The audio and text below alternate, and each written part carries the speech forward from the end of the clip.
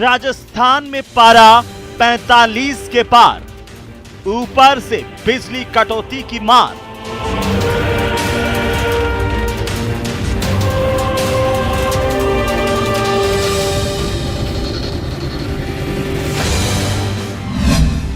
मनचाहे power cut से जनता कर रही त्राहिमाम। कल रात से, कल सुबह से, मॉर्निंग से हमारे यहाँ से लाइट गई हुई है।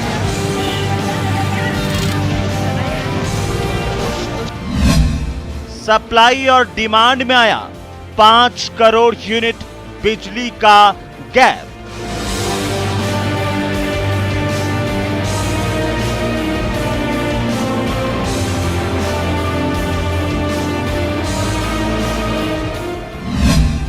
ऊर्जा विभाग की लापरवाही गहराया सबसे बड़ा बिजली संकट।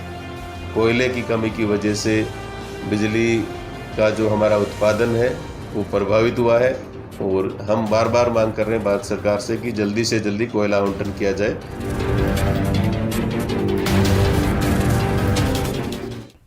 स्वागत है आप सभी का, आपके साथ मैं हूं स्वप्निल। और अगर न्यूज 18 राजस्थान पर इस वक्त आप मुझे देख रहे हैं तो इसका मतलब है आपके घर में बिजली है, यानी कटी नहीं है, कटौती के दायरे में नहीं आई है। हो सकता है घोषित अघोषित का ये टाइम ना हो, लेकिन यह भी हो सकता है कि अगले आधे घंटे के दौरान कभी भी आपके घर की बिजली चली जाए, क्योंकि बिजली कटौती कुछ इसी तरह हो रही है।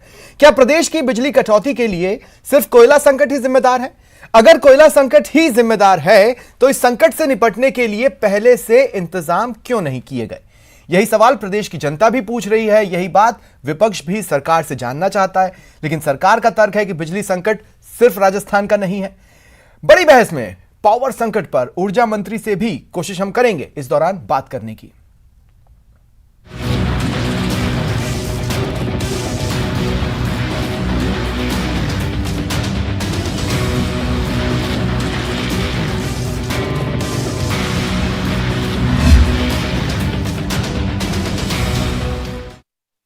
अब देखिए, कुछ अहम सवाल है जिनकी तरफ सोचा जाना चाहिए और हो सके तो उनके जवाब भी मिलने चाहिए। पहला सवाल तो यही है कि आखिर एनर्जी असेसमेंट कमेटी होती है, उसकी बैठक समय रहते क्यों नहीं की गई, जो असेस करती कंडीशन को और उसके हिसाब से प्लानिंग होती।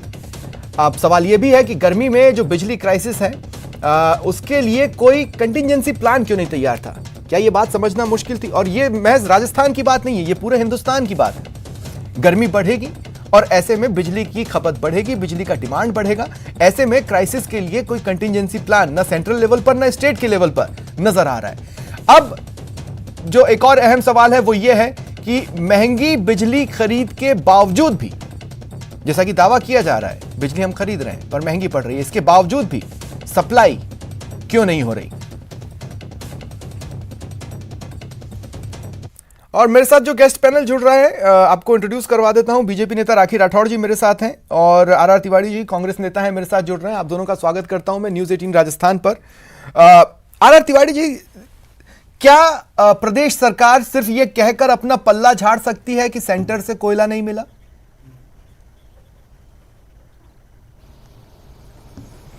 स्वप्निल, आपने जो मुद्दा उठाया है वो राष्ट्रीय मुद्दा है। उसके लिए तो मैं सबसे पहले आपको और सबसे लोकप्रिय चैनल 18 को धन्यवाद देना चाहता हूं कि कम से कम धर्म की चाशनी में जो पूरा देश इस समय उफान खा रहा है, आपने आम आदमी बढ़ाई रहा है और उसको ठंडा करने के लिए पंखा ऐसी चलाना हो तो वो हम चला नहीं पा रहे हैं। देखिए, मैं आपने जो हमें कहा उसके लिए मैं आपका शुक्रिया करता हूं, लेकिन अहम सवाल यही रह जाएगा कि क्या प्रदेश सरकार ये बोलकर अपना पल्ला झाड़ सकती है कि हमें केंद्र से कोयला नहीं मिला?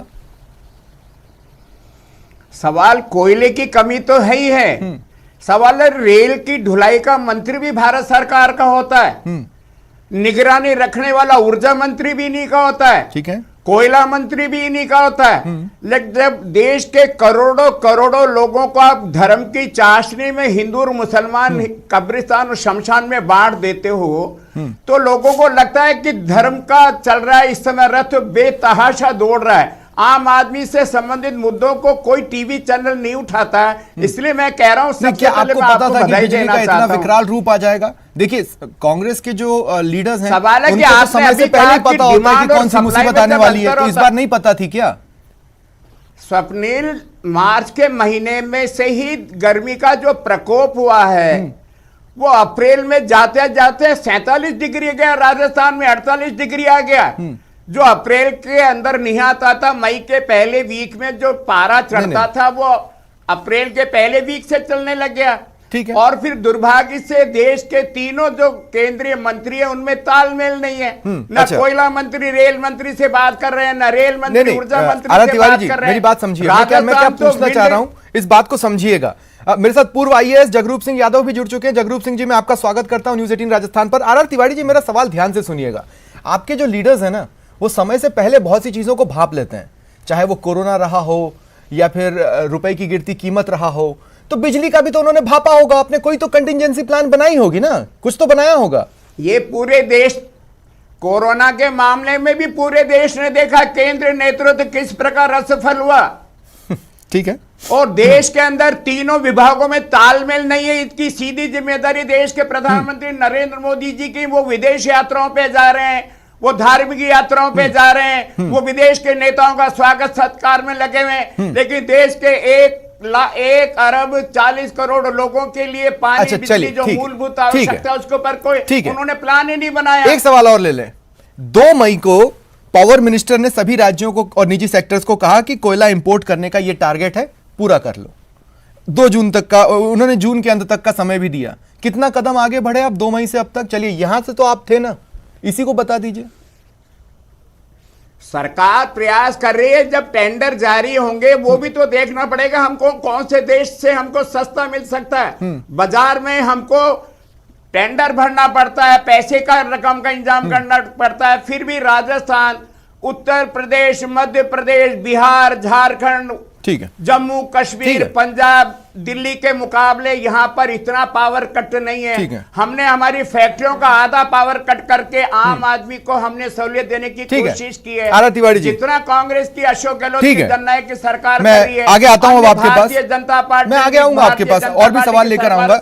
राखी राठौर जी को भी अब मैं डिबेट में शामिल करना चाहता हूं। राखी राठौर जी, मुझे एक बात बताइए, एक बहुत गहरे कॉन्फिडेंस के साथ आप लोगों ने 28 अप्रैल 2020 को, जो बिजली मंत्रालय है उसने भारत को कोयले में आत्मनिर्भर बनाने के लिए जेनको की कंपनी को भारत में कोयला इंपोर्ट रोकने का निर्देश दिया।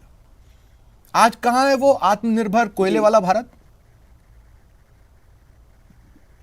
देखिए, आत्मनिर्भर कोयले वाला भारत तभी संभव है जब राज्यों की तरफ से भी सहयोग मिले। आप छत्तीसगढ़ के अंदर, हमने राजस्थान की अगर बात करें तो जो अलॉटमेंट हुआ था उस समय पर अक्टूबर के अंदर इनको सारी क्लियरेंस सेंट्रल गवर्नमेंट से मिल गई थी। लेकिन आर तिवारी जी की ये प्रॉब्लम है कि ये सिर्फ और सिर्फ सेंट्रल गवर्नमेंट की बात कर रहे हैं, अपनी बातों के बारे में कुछ नहीं कहेंगे। जो 2 तारीख को आपने कहा किया वो पहले क्यों नहीं हुआ, पहले एंटीसिपेशन क्यों नहीं हुआ?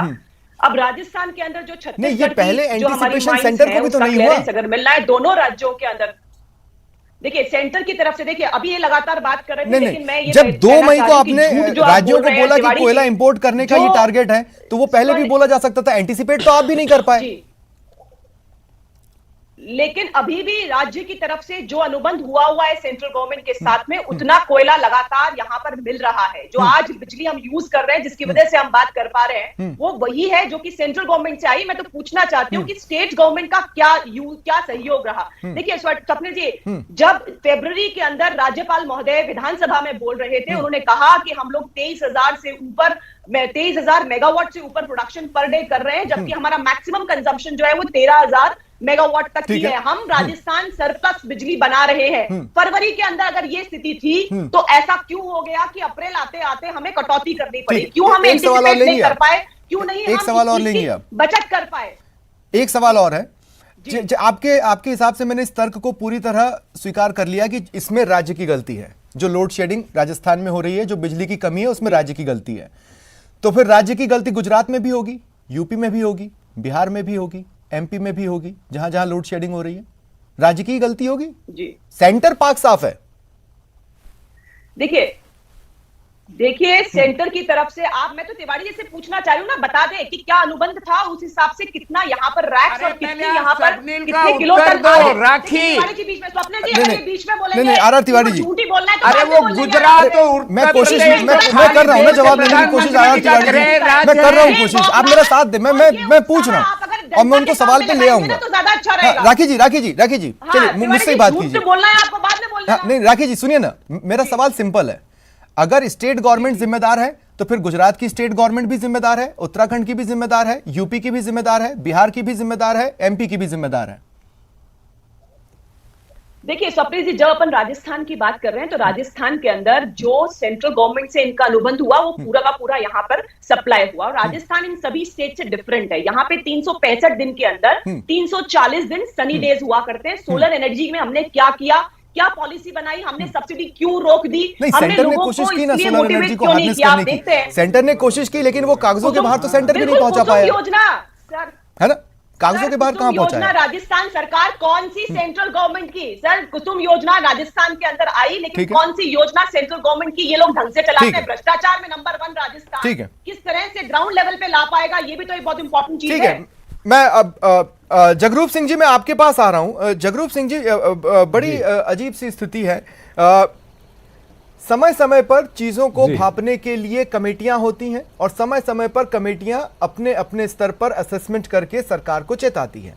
अब मसला यह है कि क्या यह बात समझना सेंटर के लिए और स्टेट के लिए इतना मुश्किल था कि इस तरह के हालात बन सकते हैं? क्योंकि आपके पास भाई वेदर डिपार्टमेंट भी, आप उससे बात कर सकते थे, वो भी तो बोल रहा था कि इस बार अप्रैल सबसे गर्म होगा। स्वप्निल जी, कभी भी उपभोक्ता है वो केंद्र और राज्य और इनको में नहीं पड़ता। जो उपभोक्ता की जो सेवा प्रदाता की भूमिका है वो उसमें वो फाइनल डिटेल्स में वर्कआउट नहीं करता।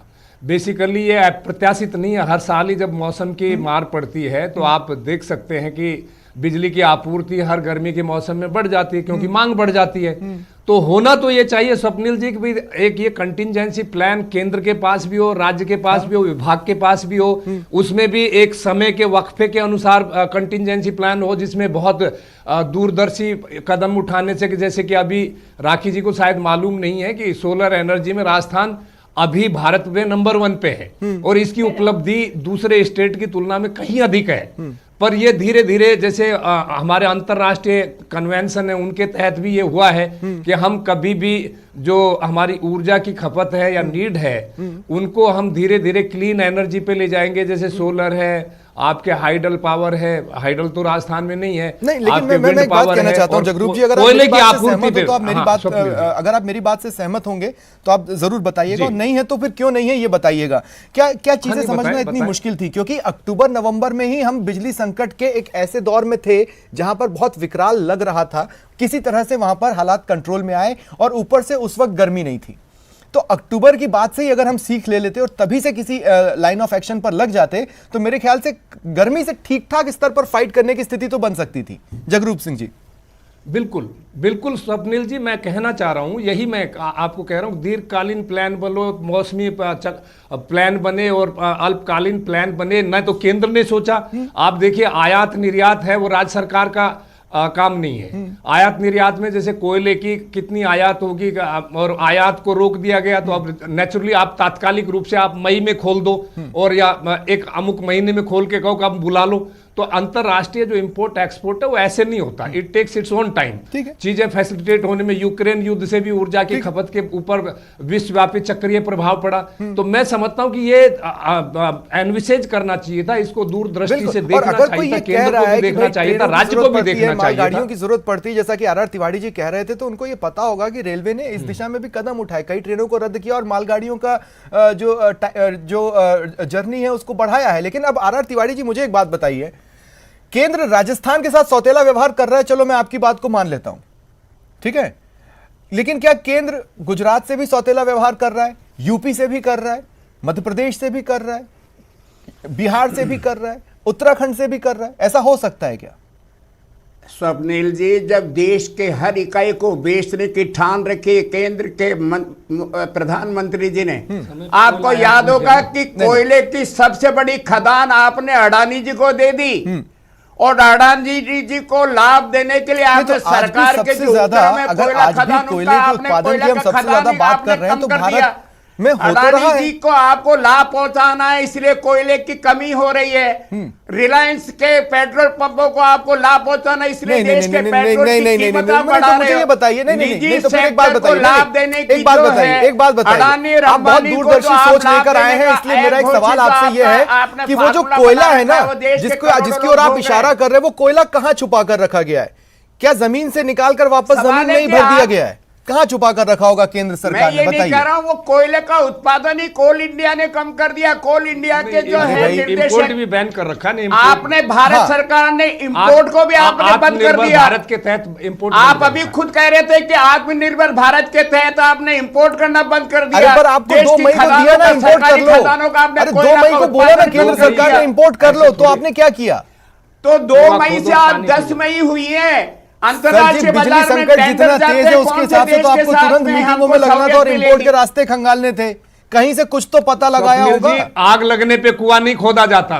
ये सरकारें, केंद्र सरकार हो चाहे राज्य सरकारें हो, यथाशीघ्र उसमें कोशिश कर रही हैं, लेकिन ऐसा नहीं आग लगने पे कुआं नहीं खोदा जाता। ये तो देखो मैं समय रहते एक और चीज देखते- कहता हूं ना राखी राठौर जी, मुझे ये बताइए, इमरजेंसी वाले लॉ का इस्तेमाल सेंटर को करना पड़ा बिजली संकट से जूझने के लिए हाल ही में 3 से 4 दिन पहले जी करना पड़ा ना? जी तो असेसमेंट से तो आपसे भी चूक हुई है, जी। फिर आप ये कैसे कह सकते हैं कि आपसे चूक नहीं हुई? और ये विशुद्ध सवाल बीजेपी से रिलेटेड है, इसलिए बीजेपी वाले ही पोर्शन पर जवाब दीजिए। बिल्कुल बीजेपी वाले पोर्शन पे ही जवाब दूंगी स्वप्निल जी। मैं सबसे पहले देखिए, हर राज्य की अलग अलग परिस्थितियां हैं, लेकिन अगर हम राजस्थान के अंदर बैठे हैं तो राजस्थान की अगर हम बात करें तो यहाँ पर कंडीशंस डिफरेंट है, यहाँ की परिस्थितियां डिफरेंट है। अभी जगरूप सिंह जी कह रहे थे कि सोलर, मुझे मालूम नहीं है ऐसा उन्होंने कहा कि मुझे सोलर एनर्जी में सबसे ऊपर है राजस्थान। सर मुझे बहुत अच्छे से इस बात की नॉलेज है, लेकिन अफसोस इस बात का है कि उसके बावजूद हमारे यहाँ कटौती हो रही है, क्योंकि 70% से ऊपर जो ऊर्जा है वो बाहर जा रही है। इसीलिए प्रॉब्लम हो रही है, क्योंकि नहीं। हमारा जो राखी जी, डिस्कॉम है उसके अंदर राखी जी, अधिकारी का 5 महीने से आप ऊपर जो का बोल रही हैं tenure उससे नहीं मैं है। ये कैसे समझूं जब आप 5 महीने कि किसी सेंटर अधिकारी को असेस क्यों नहीं कर छुट्टी पाया? दोगे, तो कैसे आप जो वहां पे बोल काम रही हैं कर उससे मैं ये पाएगा? कैसे समझूं कि सेंटर असेस क्यों नहीं कर पाया, या कोई भी कैसे समझेगा? सर सेंट्रल गवर्नमेंट का, मैं स्वप्निल जी तीसरी बार इस बात को रिपीट कर रही हूँ कि सेंट्रल गवर्नमेंट से जो अनुबंध राजस्थान सरकार ने किया था वो अनुबंध उस हिसाब से लगातार को यहाँ पर मिल रहा है राजस्थान को। लेकिन राजस्थान सरकार ना सोलर एनर्जी के अंदर, मैं जगरूप सिंह जी से पूछना चाहती हूँ, आप बताइए क्या सब्सिडी देती है राजस्थान सरकार हमको? उल्टा ये है कि अगर मैं अपने ऊपर रूफटॉप पे कहीं पे लगाती हूँ कोई भी सोलर पैनल, तो मुझे कोई सब्सिडी नहीं मिलती। जब मुझसे वो बिजली खरीदेगी तो 2-3 रुपए में ठीक है, तो आप खरीदेगी, ये लेकिन कहना अगर चाह रही हैं मैं कि एक प्लान ऐसा होना चाहिए कि सोलर एनर्जी को हार्नेस करने के लिए लोगों को भी बढ़ावा मिले ताकि वो स्वतः उस पर आ सके। लेकिन अब मैं एक बात और कहता हूं कि जब हम इस तरह के प्लानिंग की बात करते हैं तो जगरूप सिंह जी, मुझे ऐसा लगता है कि इस तरह की कंडीशन सामने आने के बाद सबसे पहले तो ये एसेस करना चाहिए कि किस किस टाइम पर किस किस क्षेत्र में बिजली की खपत ज्यादा है, और उसके हिसाब से टोटल डे को रीस्केड्यूल किया जाना चाहिए, जैसा कि अमेरिका में होता है। भाई सारे लोगों को एक ही टाइम पर बिजली देने की क्या जरूरत है? तब भी वो भी एक प्लान हो सकता है फिलहाल लागू करने के लिए, लेकिन वो भी नहीं सोचना है। जगरूप सिंह जी। बिल्कुल स्वप्निल जी, निश्चित रूप से राज्य की कितनी ऊर्जा आवश्यकता है, लीन मौसम में कितनी है, हॉट मौसम में कितनी है, बरसात में कितनी है, कृषि काल में कितनी है, औद्योगिक काल में कितनी, उपभोक्ताओं की कितनी है, हम कितना इंपोर्ट कर सकते हैं, कितनी हमारी इंडिजिनस कैपेसिटी है, कितना हमारे इंडिजिनस कोल प्रोडक्शन से, कितना हम इंपोर्ट सब्स्टिट्यूशन से करते हैं, कितना हम इंपोर्टेड कोयले से करते हैं। इन सारी चीज़ों का आकलन विभागीय अधिकारियों को और केंद्र सरकार और राज्य सरकार जो मतलब सेवा प्रदाता के भूमिका के रूप में, क्योंकि आम आदमी को तो सरकार से मेरे ख्याल से 3-4 चीजें ही मिलती हैं, बिजली, पानी, सड़क और शिक्षा और स्वास्थ्य में के अलावा आमतौर से सरकार से कुछ मिलता नहीं। और ये उपभोक्ता को इससे केंद्र से राज्य से मतलब नहीं है। क्राइसिस है, कहीं ना कहीं अनदेखी और गफलत केंद्रीय सरकार के स्तर पे भी रही है, राज्य सरकार ने भी स्थिति का ठीक से आकलन नहीं किया, और नतीजतन जो ये संकट आया इसमें आयात निर्यात की जो नीतियां हैं वो भी उत्तरदायी है, और हमारे पास मतलब मौसमी चक्र के हिसाब से और ऊर्जा आवश्यकता के अनुरूप कोई प्लान ही कहीं पर भी नहीं था। ठीक है, तो इसलिए ये संकट आर तिवारी जी राष्ट्रव्यापी। ठीक है जगरूप सिंह जी, मैं अब रोक रहा हूं आपको। आर तिवारी जी, मैं देखिए, मैं बहुत सिंपल सी बात कह रहा हूं, विकास से रिलेटेड कोई भी चीज होती है ना, आप सीधे सबसे पहले बोलते हैं सेंटर नहीं कर रहा। अब या तो आप में पौरुष कम हो गया है, या फिर आप सिर्फ उधर ढकेल कर अपनी छवि को साफ दिखाते रहना चाहते हैं, पर वो आगे बढ़ने का तरीका नहीं होता। आर तिवारी जी। स्वप्निल, आधे भारत की क्राइसिस है, केवल राजस्थान की क्राइसिस नहीं है। आपने तो भाई, बताया आप 15 पूरा राज्यों देश जैसे क्यों जानता है। हैं? आप बाकी के 14 सवाल राज्यों ये जैसे कि क्यों हैं? 15 आप उनमें से राज्यों अलग में बनकर क्यों नहीं कांग्रेस- दिखा सकते थे? राजस्थान में केवल 9% बिजली कम है, इतने बराबर की गुजरात में है, उत्तर प्रदेश में जहां देश के प्रधानमंत्री अवतार लेते हैं, उत्तर प्रदेश से जीत करके देश का प्रधानमंत्री पद का सुख भोगते हैं। ये राष्ट्रव्यापी समस्या है। राष्ट्र की सरकार को, तमाम मुख्यमंत्रियों को बैठा करके एक प्लान बनाना चाहिए। हमने देखा कोरोना काल में भी देश के प्रधानमंत्री ने अपने मनमाने फैसले किए। एक सवाल और है। राखी जी क्या आरव तिवारी जी, मैं रोक रहा हूं, मुझे हालांकि मेरे सवाल का जवाब नहीं मिला, लेकिन फिर भी राखी जी, मेरा सवाल आपसे यह है कि क्या सिर्फ देखिए कितना अजीब सा सिस्टम है। आप लोगों ने आत्मनिर्भर बनने के लिए जेनकोस की कंपनी को कोयला इंपोर्ट रोकने का निर्देश दिया और उसके बाद फिर आप लोगों ने स्टेट को कह दिया तुम खरीदो, है ना? ये भी तो पल्ला झाड़ना ही हुआ। देखिए, बीच का आप जो दोनों इंसिडेंट्स हुए उसके बीच की बात भी कीजिए। छत्तीसगढ़ के अंदर जो राजस्थान सरकार को जो माइंस अलॉट हुई थी, वहां की क्लियरेंस राजस्थान सरकार को मिली सेंट्रल गवर्नमेंट से, लेकिन प्रॉब्लम क्या है? दोनों तरफ कांग्रेस है। कांग्रेस के आपसी कोऑर्डिनेशन की प्रॉब्लम की वजह से वहां पे प्रोडक्शन स्टार्ट नहीं हो पाया। सरकार तो चाहती है, सेंट्रल गवर्नमेंट चाहती है दो चीजें, एक आत्मनिर्भरता और दूसरी डिपेंडेंस। तो फिर ऐसे में सेंटर को एक तो गार्डियन के तौर पर या बिग ब्रदर के तौर पर सामने आना था और लोगों को साथ लेकर चलने की कोशिश करनी चाहिए थी, लेकिन ऐसा नहीं हुआ, जिसका खामियाजा हम लोग भुगत रहे हैं। मैं कॉन्फिडेंस से ये नहीं कह सकता हूं कि मेरे इस डिबेट शो को हमारे प्रदेश की जनता ने पूरे आधे घंटे निर्बाध बिजली की सप्लाई के साथ देखा होगा। बहुत बहुत शुक्रिया आप सभी का मेरे साथ जुड़ने के लिए और तमाम बातचीत के लिए। फिलहाल इतना ही, नमस्कार।